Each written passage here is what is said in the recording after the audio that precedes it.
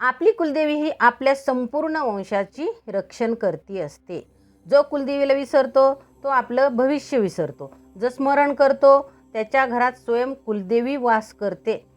ती आपल्या भक्तांना संकट येण्याआधीच संकेत देत असते, पण आपण ते ओळखत नाही आणि नकळत तिच्याकडे आपलं दुर्लक्ष होतं. कुलदेवी कधीच आपल्या भक्तांचं वाईट करत नाही. ती कधीच शिक्षा देण्यासाठी रागवत नाही. तर आपलं तिच्या बाबतीत काहीतरी चुकतंय, आपण काहीतरी विसरलोय याची जाणीव करून देण्यासाठी आपली कुलदेवी आपल्याला संकेत देत असते. कुलदेवी रागवली आहे हे कसं ओळखावं, ती कोणते 10 संकेत देते, याची संपूर्ण माहिती आज आपण जाणून घेणार आहोत. त्यासाठी व्हिडिओ शेवटपर्यंत पहा आणि जर तुम्ही कुलदेवीला विसरला असेल तर तुम्हाला तुमच्या जीवनातील अडचणींचं खरं कारणही समजेल. पहिला आणि महत्त्वाचा संकेत म्हणजे कुलदेवी जर तुमच्यावर नाराज असेल तर कुलदेवीचं तुमच्या घरावर असणारं सुरक्षा कवच नाहीसं होतं. आपल्या पूर्वजांपासून कुलदेवीला आपल्या संपूर्ण वंशाचं रक्षण करणारे आध्यात्मिक संरक्षक मानलं जातं. याला आपण सुरक्षा कवच असं म्हणतो. हे सुरक्षा कवच म्हणजे घरावर कुलदेवीची कृपादृष्टी असणं. संकट येण्याआधीच अनेक अडचणी टळतात. नकारात्मक ऊर्जा घरात सहज प्रवेश करत नाही. कुटुंबातील व्यक्तींना मानसिक बळ आणि संरक्षण मिळतं. हेच आहे कुलदेवीच्या आशीर्वादाचं सुरक्षा कवच. समजा जर एखाद्या घराला मजबूत भिंत असेल तर बाहेरचा धोका आत येणं कठीण होत असतं. तसंच कुलदेवीचं स्मरण, पूजा, कुलाचार केल्याने एक अदृश्य आध्यात्मिक संरक्षण भिंत तयार होते. पण जेव्हा आपण कुलदेवीला विसरतो, पूजा थांबवतो, कुलाचार परंपरा पाळत नाही, नवस पूर्ण करत नाही, तेव्हा मग कुलदेवीच्या आशीर्वादाचं हे सुरक्षा कवच नाहीसं होतं आणि घरात अनेक संकटं येत राहतात. येणारी संकटं थांबण्याचं नावच घेत नाहीत. घरात शुभ मंगल असं कधीच काहीच घडत नाही.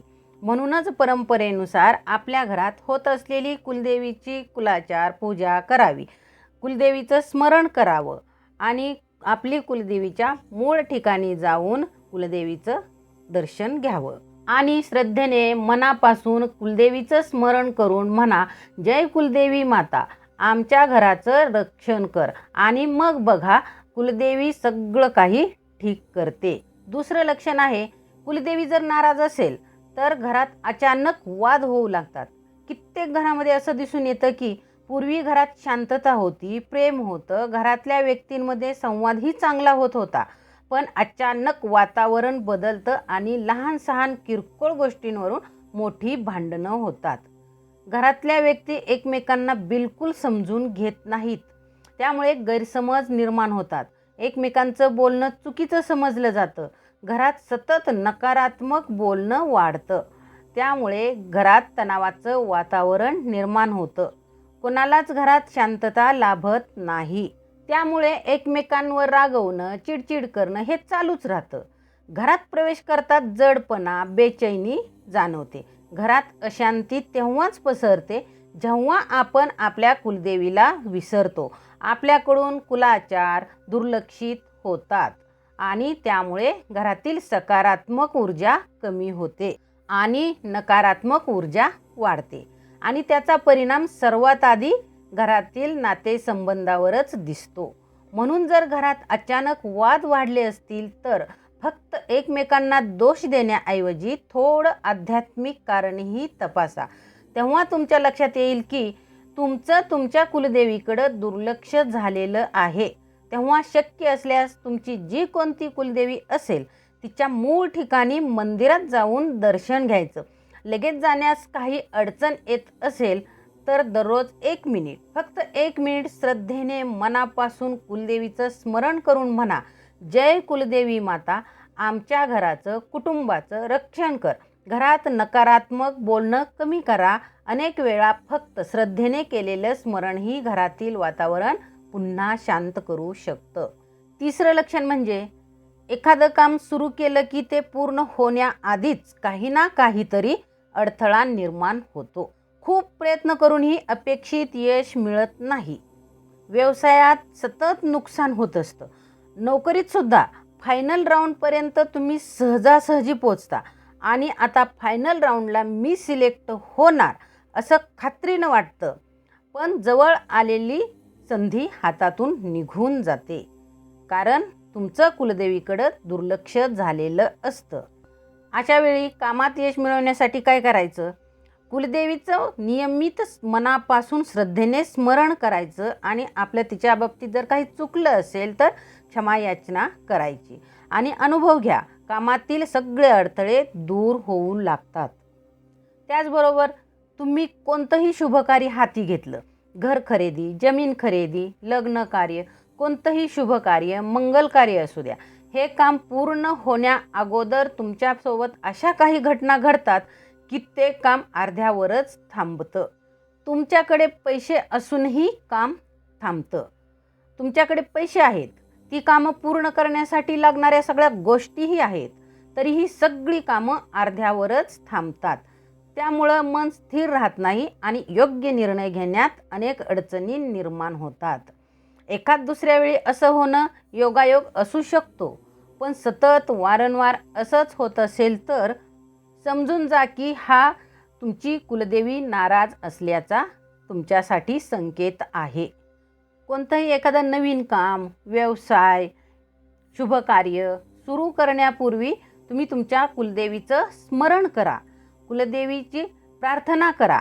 एखादा बोललेला नवस जर विसरला असेल तर तो पूर्ण करा आणि मग बघा, तुम्हाला तुमच्या कुठल्याच कामात अडथळा निर्माण होणार नाही. तुमच्या कुलदेवीची तुमच्यावरती सदैव कृपा राहील. चौथा संकेत आहे, कधी कधी असं दिसून येतं की भरपूर पैसा घरात येत असतो, पण तो टिकत नाही. अचानक खर्च वाढतात, बचत अजिबात होत नाही आणि आर्थिक स्थैर्य मिळत नाही. आध्यात्मिक मान्यतेनुसार हा कुलदेवी नाराज असल्याचा संकेत मानला जातो.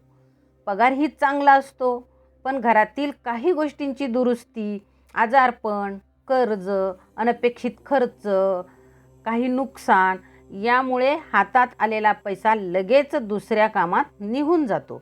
कितीही कष्ट केलं तरी अपेक्षेप्रमाणे उन्नती होत नाही. बचत करण्याचा कितीही प्रयत्न केला तरी बचत होत नाही. पैसे तर येतात, पण ते कसे जातात, कुठे जातात, कसे खर्च होतात काहीच कळत नाही. म्हणजेच घरात धनधान्य तर येत आहे, पण त्याला स्थैर्य मिळत नाही. जेव्हा आपल्या कुलदेवीचं संरक्षण आणि कृपा कमी होते, तेव्हा त्याचा परिणाम घराच्या आर्थिक स्थैर्यावर दिसायला लागतो. याला लक्ष्मी अस्थिर होणं असं म्हणतात. देवी शिक्षा देत नाही, तर आपल्याला संकेत देत असते की तुमचं माझ्याकडं दुर्लक्ष झालेलं आहे, तुम्ही मला विसरला आहात. म्हणून कुलदेवीचं स्मरण करा. पूर्वजांपासून कुटुंबामध्ये जी परंपरा, पूजा चालत आलेली आहे ती पुन्हा सुरू करा. जी कोणती तुमची कुलदेवी असेल तिच्या मूळ ठिकाणी मंदिरात जाऊन दर्शन घेऊन तिचा मान सन्मान तिला द्या. कारण कुलदेवी फक्त संकटातून वाचवत नाही, तर ती घरात धनधान्य, समृद्धी टिकवून ठेवत असते. तसंच घरात स्वच्छता आणि सकारात्मकताही ठेवा, त्यामुळे घरात लक्ष्मी स्थिर राहते. दररोज कुलदेवीचं स्मरण करून श्रद्धेने मनापासून म्हणा, जय कुलदेवी माता, आमच्या घरात सुख समृद्धी आणि स्थैर्य दे. आणि मग अनुभव येईल, जिथे कुलदेवीची कृपा असते तिथं फक्त पैसा येत नाही तर तो टिकतो सुद्धा. पाचवा संकेत असा आहे की अनेक वेळा असं होतं की जेव्हा आपण देवपूजेसाठी बसतो तेव्हा काही ना काहीतरी अडथळे निर्माण होतात.